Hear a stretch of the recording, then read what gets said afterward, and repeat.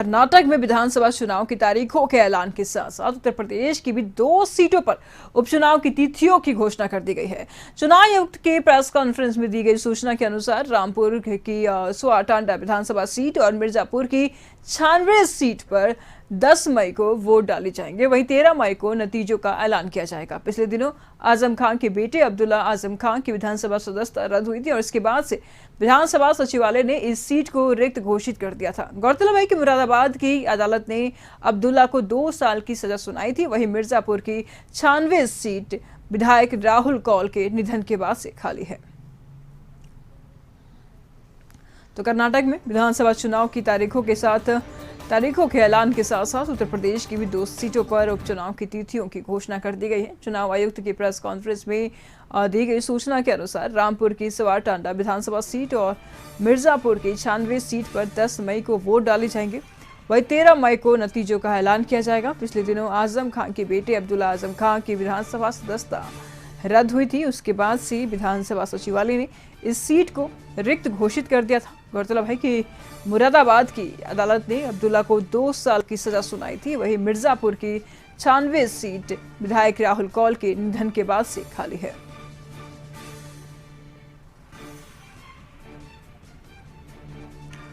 तो कर्नाटक में विधानसभा चुनाव की तारीखों का ऐलान हो गया है और उसके साथ ही साथ अगर बात करें तो उत्तर प्रदेश की भी 2 सीटों पर उपचुनाव की तिथियों की घोषणा कर दी गई है।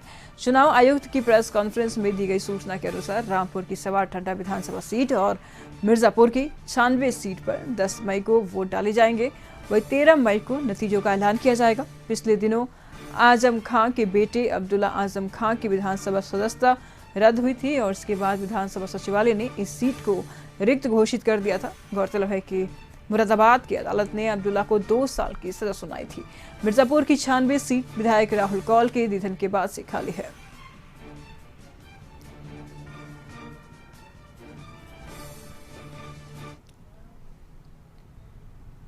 तो प्रयागराज से बड़ी खबर सामने आ रही है, जहां जज दिनेश चंद्र शुक्ल की सुरक्षा बढ़ा दी गई है। राज्य सरकार ने वाई कैटेगरी की सुरक्षा दी है। जज ने अतीक अहमद को उम्र कैद की सजा सुनाई थी, जिसके बाद से सुरक्षा बढ़ा दी गई है। प्रयागराज से बड़ी खबर सामने आ रही है, जज दिनेश चंद्र शुक्ला की सुरक्षा बढ़ा दी गई है। राज्य सरकार ने वाई कैटेगरी की सुरक्षा लगाई है, जबकि जज ने अतीक अहमद को उम्र कैद की सजा सुनाई थी, उसके बाद से ही सुरक्षा बढ़ा दी गई है। वाई लेवल की सुरक्षा बढ़ाई है। तो इस पर तमाम जानकारी के लिए अशरर इस वक्त हमारे साथ जुड़ चुके। क्या कोई जानकारी सामने आ रही है अशरर इस पूरे मामले पर? अतीक अहमद को उम्र कैद की सजा मिल चुकी है और प्रयागराज एमपी एमएलए कोर्ट के जो जज हैं डॉक्टर दिनेश चंद्र शुक्ला, इस सजा का उन्होंने ऐलान किया था। गौरतलब है कि अतीक अहमद को 44 साल बाद, कि उसके ऊपर 150 से अधिक ज्यादा मुकदमे दर्ज हैं, लेकिन उसके बावजूद भी 44 साल बाद पहली बार ऐसा हुआ है कि किसी केस में उसको सजा दी गई है। तो साफ जाहिर है कि अतीक अहमद के रसूख को देखते हुए और उसके दबदबे को देखते हुए माफिया डॉन अतीक अहमद को जिन्होंने सजा दी है डॉक्टर दिनेश चंद्र शुक्ला, उनकी सुरक्षा बढ़ा दी गई है। उनके आवास के बाहर सुरक्षा कर्मियों को बढ़ा दिया गया है। यूपी पुलिस के टॉप अफसरों का ये कहना है कि लोकल पुलिस ने अपने स्तर पर पर्याप्त सुरक्षा जज दिनेश चंद्र शुक्ला को प्रदान कर दी है। इतना ही नहीं, कोर्ट परिसर जो है जहां पे ये फैसला दिया गया था और जहां पे उनका आना जाना है, उसकी भी सुरक्षा बढ़ा दी गई है। उन्हें किसी श्रेणी की सुरक्षा नहीं मिली है, लेकिन अफसरों का कहना है कि लोकल लेवल पर जो पुलिस है उसने अपनी तरफ से एक मीटिंग करी थी और तब जाकर के ये निर्णय लिया था कि जो जज है उनको एक कड़ी सुरक्षा प्रदान करनी चाहिए, क्योंकि अतीक अहमद का इलाहाबाद में जिस तरीके का प्रयागराज में रसूख है और दबदबा है, माफिया डॉन अतीक अहमद को देखते हुए उसको 44 साल में पहली बार सजा हुई है, तो किसी तरीके की अनहोनी ना हो सके, जज को किसी तरीके की समस्या का ना सामना करना पड़ सके, इस नाते उसको जो है सुरक्षा को देखते हुए वहां पे जो पुलिसकर्मी है उनकी तैनाती बढ़ा दी गई है और साथ साथ उनके घर के बाहर भी पहरेदारी बढ़ा दी गई है। हालांकि इससे पहले एक बार ये आदेश आया था कि जितने भी जज हैं उनको ज्यादा सुरक्षा दी जाएगी, तो उसी क्रम में पहले से ही उन लोगों के पास वाई श्रेणी की सुरक्षा है और अब उसको पुलिस की जो चाक चौबंद व्यवस्थाएं हैं वहां पे बढ़ा दिया गया है, पहरेदारी और मजबूत कर दी गई है। जी बने रहिए अशरर, हम आपसे आगे भी जानकारी लेते रहेंगे। तो कर्नाटक में विधानसभा चुनाव की तारीखों का ऐलान के साथ साथ अब उत्तर प्रदेश की भी 2 सीटों पर उपचुनाव की तिथियों की घोषणा कर दी गई है। चुनाव आयुक्त की प्रेस कॉन्फ्रेंस में दी गई सूचना के अनुसार रामपुर की स्वाटांडा विधानसभा सीट और मिर्जापुर की छानवी सीट पर 10 मई को वोट डाले जाएंगे। वहीं 13 मई को नतीजों का ऐलान किया जाएगा। पिछले दिनों आजम खान के बेटे अब्दुल्ला आजम खान की विधानसभा सदस्यता रद्द हुई थी और इसके बाद विधानसभा सचिवालय ने इस सीट को रिक्त घोषित कर दिया था। गौरतलब है कि मुरादाबाद की अदालत ने अब्दुल्ला को 2 साल की सजा सुनाई थी। वहीं मिर्जापुर की छानवी सीट विधायक राहुल कौल के निधन के बाद से खाली है। तमाम जानकारी के लिए अशरर इस वक्त हमारे साथ बने हुए। अशरर, क्या कोई जानकारी सामने आ रही, किन दो सीटों पर ये उपचुनाव होना है, नतीजे कब आएंगे, वोट कब डाले जाएंगे?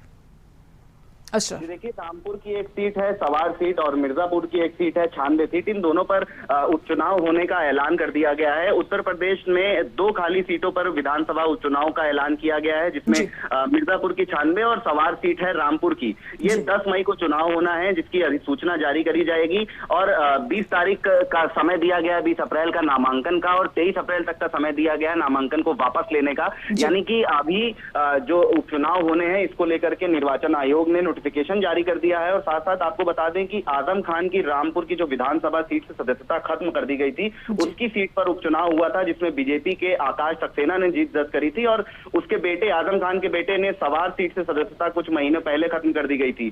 तो अब्दुल्ला आजम खान दोबारा चुनाव जीत गए थे, लेकिन उनको फिर से सदस्यता गंवानी पड़ी थी। अब उपचुनाव वहां पे होना है 13 मई को, जिसकी मतगणना होगी और 10 मई को उपचुनाव किया जाएगा, जिसकी घोषणा आज करी गई है। और साथ साथ नामांकन की जो आखिरी तिथि है उसको 20 अप्रैल दिया गया है और नामांकन अगर वापस लेना होगा तो 24 अप्रैल तक के दिया गया है। साथ साथ आपको बता दें कि राजीव कुमार सिन्हा जो हैं, उन्होंने कहा है कि कर्नाटक में 80 साल से अधिक उम्र के जो लोग हैं, दिव्यांग मतदाता हैं, उनके लिए घर से मतदान करने की सुविधा उपलब्ध कराई जाएगी। निर्वाचन आयोग ने हमेशा ही इस तरह से स्वतंत्र निष्पक्ष चुनाव को संपन्न कराया है। तो कर्नाटक में 224 विधानसभा सीटें हैं, जहां पर भाजपा का मुख्य विपक्षी दल कांग्रेस की सीधी टक्कर रहती है। तो वहां पर 224 विधानसभा सीटों पर चुनाव होना है और यहाँ पर उत्तर प्रदेश में 2 सीटों पर उपचुनाव होना है, जिसके लिए तारीख अब जो है डिसाइड कर दी गई है। जी शुक्रिया अशरर आपका इन तमाम जानकारियों के लिए।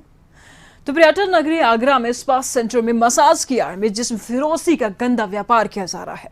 मुखबिर की सूचना पर ताजगंज पुलिस ने एक स्पा सेंटर पर रेड मारकर संचालक और युवती को गिरफ्तार किया। एसपी सदर अर्चना सिंह ने बताया कि फतेहाबाद रोड पर एक बिल्डिंग के बेसमेंट में बनी दुकान के अंदर आकाश नामक युवक स्पा सेंटर संचालित कर रहा था। पुलिस को मुखबिर से सूचना मिलने के बाद थाना ताजगंज पुलिस के साथ उन्होंने रेड मारी। संचालक और युवती को मौके से हिरासत में लिया। थाना ताजगंज पुलिस लगातार स्पा की आड़ में देह व्यापार करने वाले संस्थाओं पर कार्रवाई कर रही थी। इसी कड़ी में आज हमें सूचना प्राप्त हुई थी कि जो स्पा है वो एक स्पा है जो अब बंद कर दिया गया, बोर्ड वगैरह हटा दिया गया, लेकिन वहाँ पर अभी भी अवैध देह व्यापार का काम हो रहा है। इस सूचना पर आज हमने दबिश दी गई तो वहाँ पर एक संचालक, उस संस्था का संचालक और एक महिला वहाँ मिली। वहाँ कुछ अवैध गतिविधियों के भी साक्ष्य मिले हैं। पूरी चीज की पुलिस पड़ताल कर रही है। तो लखीमपुर खीरी से खबर सामने आ रही, जहां कोतवाली पसंगवा के नरदी गांव में स्कूल वैन में आग लग गई। दरअसल स्कूल वैन गांव में प्रचार प्रसार करने गया था और आग के दौरान 3 से 4 लोग बैठे थे। सभी ने भागकर अपनी जान बचाई। इस हादसे में कोई हताहत नहीं हुआ है, लेकिन वैन पूरी तरीके से जलकर खाक हो गई है।